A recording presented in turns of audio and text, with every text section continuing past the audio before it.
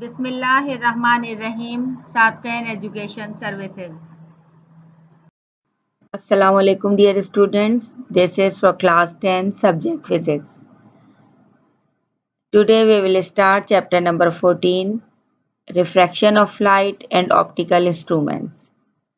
This is session number 1 from book page numbers 280 till 282, 285 and 289. When a beam of light traveling through one medium strikes obliquely the surface of another medium, it changes its direction in the second medium. This is called refraction of light. A variety of optical instruments such as cameras, microscope, telescope, they utilize lenses to make use of phenomena of refraction for a specific purpose. These all things will be discussed in this chapter. Refraction of light. When a light ray traveling from one medium to another medium and changes its path, this phenomena is known as refraction of light. जब भी light rays travel करेंगी एक medium से दूसरे medium में enter होंगी तो वो अपना ओरिजिनल पाथ छोड़ देंगी, अपने ओरिजिनल पाथ से हट जाएंगी. इस फिनोमेना को हम रिफ्रैक्शन ऑफ लाइट कहते हैं. अब रिफ्रैक्शन ऑफ लाइट की हमारे चारों तरफ से एग्जाम्पल्स कौन कौन सी हैं? Refraction of light can be seen in many places in our everyday life. It makes objects under a water surface appear closer than they really are. It is what optical lenses are based on, allowing for instruments such as glasses, cameras, binoculars, microscopes, and the human eye. ये सब refraction of light को आकर करते हैं. अभी हमने बात की कि कैसे लाइट रेज एक मीडियम से दूसरे मीडियम में एंटर होंगी. तो एक मीडियम तो हमारे चारों तरफ है जो कि एयर है. ये रेयरर मीडियम है. वाटर या कोई ग्लास स्लैब ये सब डेंसर मीडियम है. तो जब लाइट रेज एक मीडियम से दूसरे मीडियम में एंटर होंगी तो हम बात करते हैं कि whenever light rays enters from rarer medium to denser medium or from denser medium to rarer medium. Now this changing of path of a ray while travel from one medium to another medium, it occurs in two ways. अब ये जो रास्ते का path का change करना है किसी भी लाइट रे का तो एक मीडियम से दूसरे मीडियम में ये दो तरीकों से अकर करेगा. Number 1, when a ray of light traveling from rarer medium to denser medium, it will bend towards the normal. अब ये फिगर देखिए, यहाँ पे एक इंसिडेंट रे दिखाई गई है. इंसिडेंट रे मतलब वो रे लाइट रे जो कि ट्रेवल करके किसी भी मीडियम पर पड़ रही है उसमें एंटर हो रही है. अभी हमने बात की कि रेयरर मीडियम से डेंसर मीडियम में या डेंसर से रेयरर मीडियम में एंटर होने की. तो अब यहाँ पर केस नंबर 1 में इंसिडेंट रे ये रेयरर मीडियम से डेंसर मीडियम में एंटर हो रही है. यानी ये हम एयर से वाटर में एंटर हो रही है या किसी ग्लास स्लैब में ये लाइट रे एंटर होगी. अब अगर ये अपने ओरिजिनल पाथ पे जाती है तो ये डॉटेड लाइन यहाँ पे शो कर रही हैं कि ये इंसिडेंट रे if it travel its original path तो ये बिल्कुल ऑब्लिकली अपना ट्रेवलिंग को कंटिन्यू करती. लेकिन जैसे ही ये लाइट रे रेयर मीडियम से डेंसर मीडियम में एंटर हुई यानी एयर से ये किसी भी वाटर सरफेस में या किसी ग्लास सरफेस कह लें आप यानी डेंसर मीडियम में एंटर हुई तो ये अपने ओरिजिनल पाथ से हट गई। और अब देखिए यहाँ पे लिखा हुआ है रिफ्रैक्टेड रे। अब ये ओरिजिनल पाथ से हट गई, किसकी तरफ बेंड हुई है? This bending takes place towards the normal. अब हम अगर इस पॉइंट ऑफ इंसिडेंस पे जहां से ये इंसिडेंट रे एंटर हो रही है डेंसर मीडियम में, इस पॉइंट को पॉइंट ऑफ इंसिडेंस कहते हैं। अब इस पॉइंट ऑफ इंसिडेंस पे अगर हम एक नॉर्मल ड्रॉ करें तो हम ये देखेंगे कि ये इंसिडेंट रे जैसे ही डेंसर मीडियम में एंटर हुई ये अपने ओरिजिनल पाथ से हट गई and it bends towards the normal. जब भी लाइट रे एयर से वाटर या किसी ग्लास स्लैब में एंटर होगी तो ये अपने ओरिजिनल पाथ से हट गई और ये हमेशा नॉर्मल की तरफ बेंड होगी। अब ये तो इसका केस 1 है।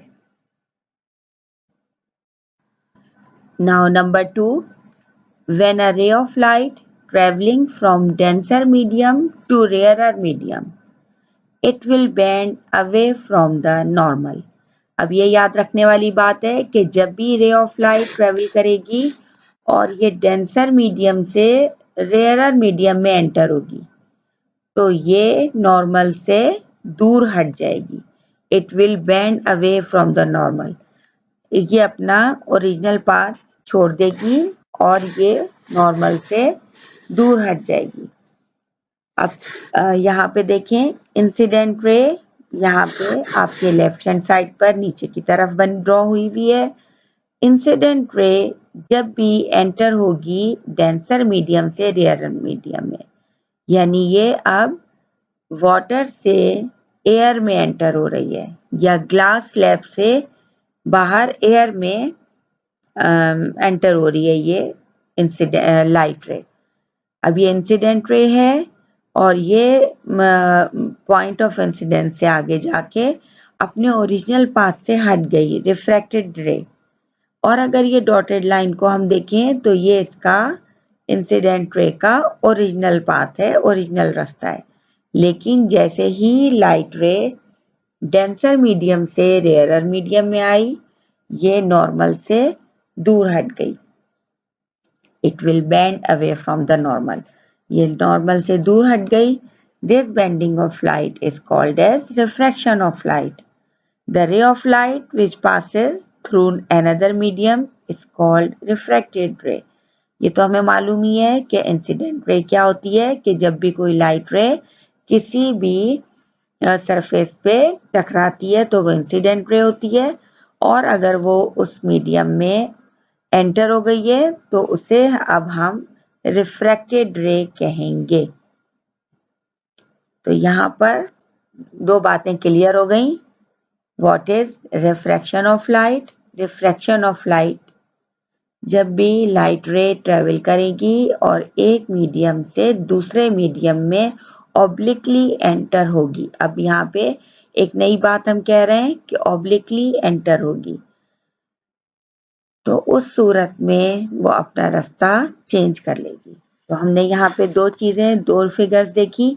किस वक्त जब लाइट रे इंसिडेंट होती है लाइटर मीडियम से डेंसर मीडियम में तो वो नॉर्मल की तरफ बेंड हो गई। यहाँ पर ये डेंसर मीडियम से रेयरर मीडियम में एंटर हो रही है तो ये बेंड नॉर्मल से दूर हट गई है, अपने ओरिजिनल पाथ से दूर हट गई है।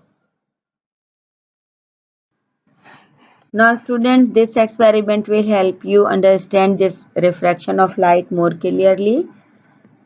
What is refraction of light? I repeat, when a ray of light enters from one medium into another medium obliquely, it undergoes a change, and this change comes not only in direction but also in its velocity.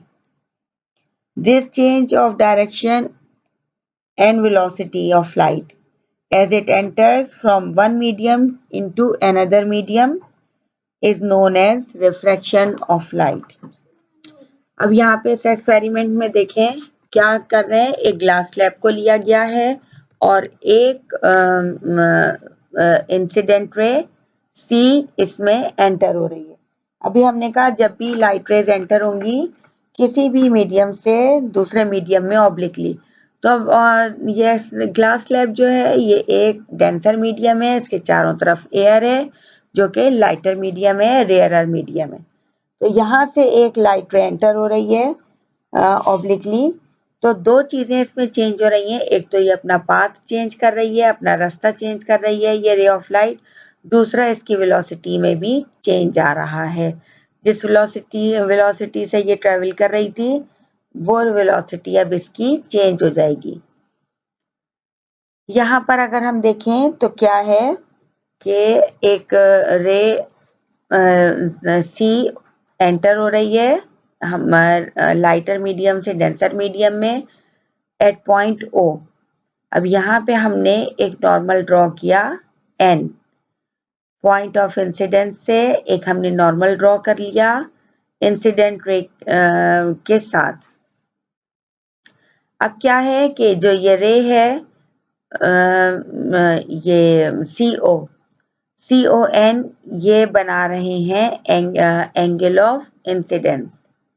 Same way में ये glass slab में रे enter हुई, ये अपने original path से हटकर इधर नॉर्मल की तरफ बेंड हो गई है, मुड़ गई है। और अब इसको रिफ्रैक्टेड रे को नाम दिया हमने E का।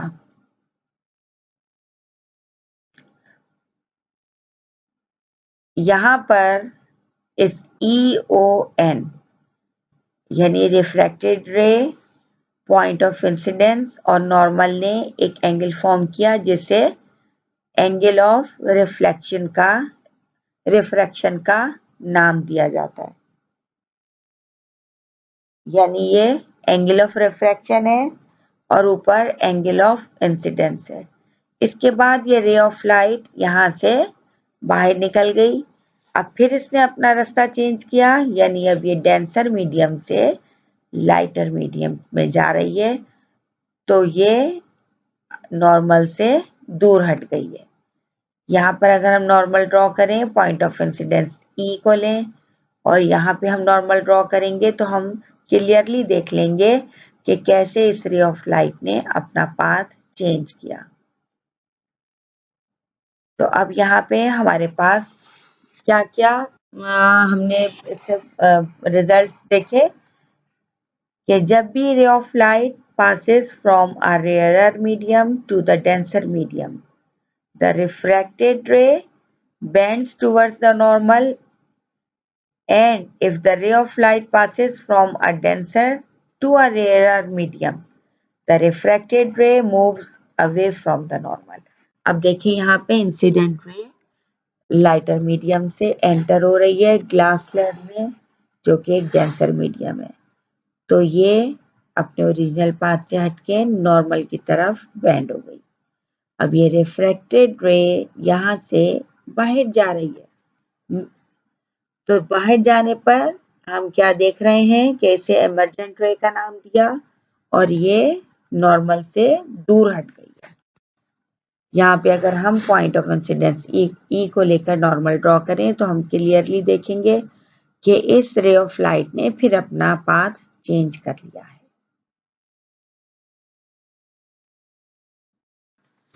Refraction takes place under two laws. Number one, the incident ray, the refracted ray, and normal all lie on the same plane. यानी इंसिडेंट रे, रिफ्रैक्टेड रे और नॉर्मल पॉइंट ऑफ इंसिडेंस पे ये सब के सब तीनों सेम प्लेन पे लाई करते हैं। Number two, the ratio of sine of angle of incidence to the sine of angle of refraction is a constant, where n is the constant of proportionality and is called as refractive index of the second medium with respect to first medium. Second law है refraction of light का कि जब भी angle of incidence का sine लिया जाएगा with respect to angle of refraction के sine के साथ, तो ये हमेशा एक कांस्टेंट होता है। कांस्टेंट नंबर होगा और जिसे हम रिफ्रैक्टिव इंडेक्स कहते हैं। और इस कांस्टेंट की जगह पे हम एक सिंबल n यूज कर सकते हैं। n यूज करेंगे तो ये हमारा रिफ्रैक्टिव इंडेक्स होगा। The refractive index is also equal to the ratio of speed of light in rarer medium to the speed of light in denser medium. अब refractive index को हम और कैसे शो कर सकते हैं? रिफ्रैक्टिव इंडेक्स को हम स्पीड ऑफ लाइट के भी से भी हम शो कर सकते हैं। Refractive index is equal to the ratio of speed of light in rarer medium to the speed of light in denser medium. Rarer medium में speed of light को v1 से डिनोट कर रहे हैं और denser medium में speed of light को v2 से डिनोट कर रहे हैं। तो अब हमारा सेकेंड रूल जो है कि sine of angle I with respect to sine of angle R is equals to n। तो यहाँ पर हम रिफ्रैक्टिव इंडेक्स n को ले रहे हैं speed of light in air with respect to speed of light in water या denser medium. n is equals to v1 upon v2। Speed of light in air with respect to speed of light in water. Water क्या है? Denser medium है और air क्या है? वो rarer medium है।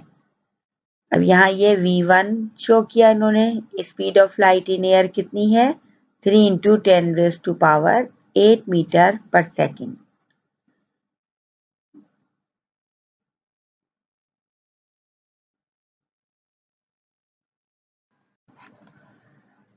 Now here is the dependence of refractive index.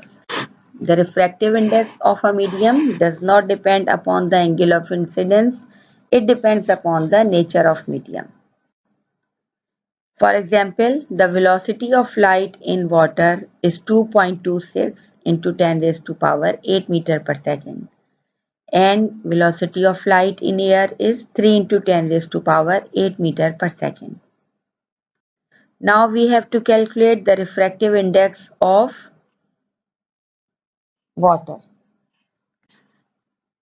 कैसे calculate करेंगे हम refractive index of water? Formula is refractive index is equals to n or mu is equals to velocity of light in air with respect to velocity of light in that medium. तो हम find कर रहे हैं refractive index of water. उसके लिए हमारे पास है velocity of in air भी और velocity of light in water भी। तो हमने अपने फॉर्मूले में फिलअप किया velocity of light in air और velocity of light in water in that medium. इसका मतलब है कि हमें वाटर की वेलोसिटी ऑफ लाइट लिखनी है। तो इसका आंसर आ गया 1.33। So the refractive index of water is 1.33.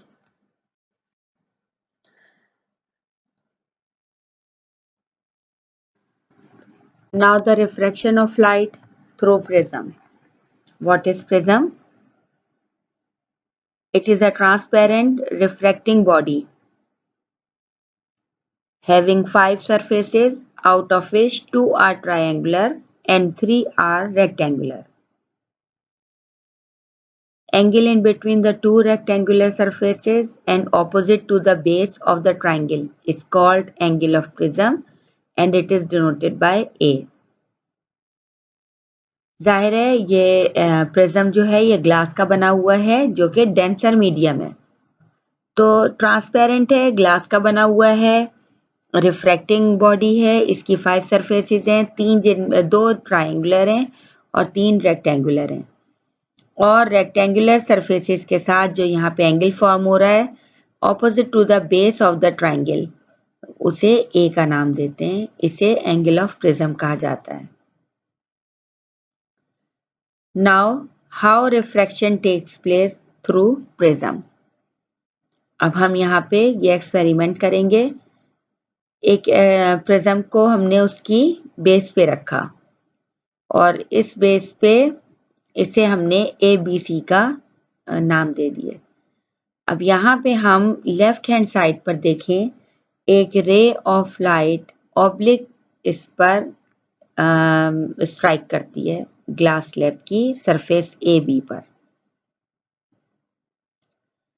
This EF incident ray ये ग्लास स्लैब में डेंसर मीडियम में एंटर हुई। एंटर होने के बाद ये अपने ओरिजिनल पाथ से हट गई। कौन सा ओरिजिनल पाथ? अगर ये अपने ओरिजिनल रास्ते पर जाती तो ये K तक चली जाती, जिसे हमने अभी डॉटेड लाइन से एक्सटेंड करके दिखाया है। यानी ये EF रे अगर अपने ओरिजिनल पाथ पे जाती तो ये K तक चली जाती, लेकिन क्योंकि ये डेंसर मीडियम में एंटर हुई है तो ये नॉर्मल की तरफ बेंड हो गई। ये इसने अपना असल रास्ता छोड़ दिया और ये नॉर्मल की तरफ बेंड हो गई, जिसे हमने किसका नाम दिया है? एक नॉर्मल ड्रॉ किया पॉइंट ऑफ इंसिडेंस पे और उसे हमने नाम दिया OQ का। अब यहाँ पर कौन कौन सी चीजें अब तक आपने देखी? EF इंसिडेंट रे है और यहाँ पर ये एंगल ऑफ इंसिडेंस फॉर्म कर रहा है, ठीक है, नॉर्मल के साथ।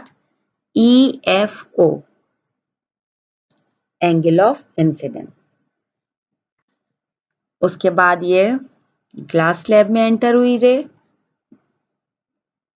यहाँ पर इसने नॉर्मल के साथ एंगल ऑफ रिफ्रैक्शन फॉर्म किया और ये रिफ्रैक्टेड रे कहलाई जा रही है,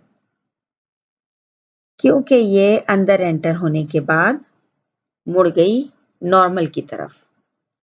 यहां से ये इमर्जेंट रे बन जाएगी। रिफ्रैक्टेड रे क्योंकि बाहर जा रही है इसीलिए ये अब इमर्जेंट रे है और इसे हमने नाम दिया H का, ठीक है। यहाँ पर अगर अपने ये ओरिजिनल पाथ पे इसको अगर हम बैक साइड पर एक्सटेंड करें तो वो H तक जा रहा है। इसका मतलब ये है कि अब फिर नॉर्मल ड्रॉ करने पे PQ यहाँ पे एंगल ऑफ इमर्जेंट फॉर्म होता है, angle of E HGP angle of emergent form होगा यहाँ पे। उसके बाद एंगल ऑफ डेविएशन क्या है? एंगल ऑफ डेविएशन फॉर्म हो रहा है इमर्जेंट रे और जो हमारी इंसिडेंट रे है उसके साथ, ठीक है। तो अब हमारे पास इंसिडेंट रे है, रिफ्रैक्टेड रे है, तीसरी हमारे राइट हैंड साइड पे इमर्जेंट रे है। हमने दो जगहों पे नॉर्मल ड्रॉ किया, एक तो EF पे और दूसरा HG पर, ठीक है। और जब इसको इंसिडेंट रे को पीछे की तरफ एक्सटेंड किया, इमर्जेंट रे को पीछे की तरफ एक्सटेंड किया, तो हमारे पास तीसरा angle, angle of D, capital D, ये फॉर्म हो रहा है। तो एक एंगल ऑफ इंसिडेंस, एक एंगल ऑफ रिफ्रैक्शन और तीसरा हमारे पास है एंगल ऑफ डेविएशन D। यानी कितना बेंड हो रही है ये रे ऑफ लाइट, कितना मुड़ रही है।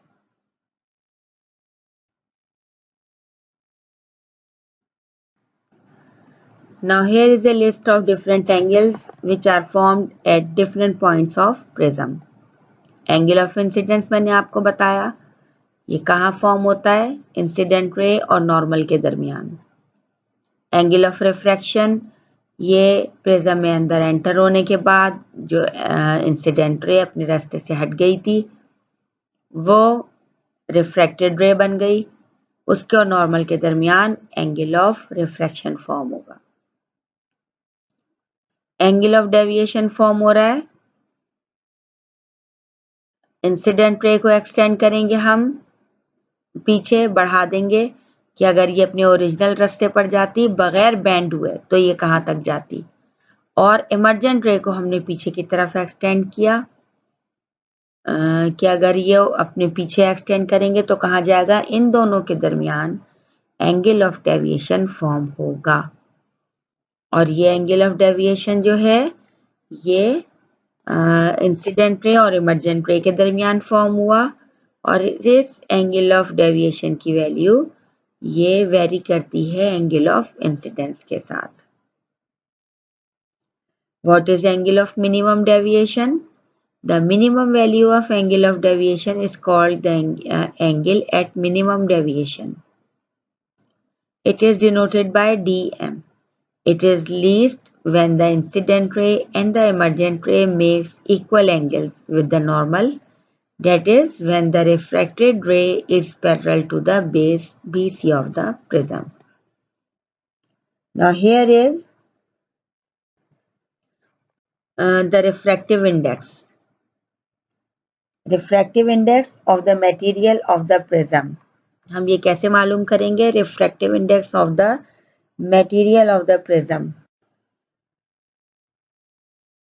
Refractive index nm is equals to sin a plus dm divided by 2 with respect to sin a upon 2 where a is angle of deviation,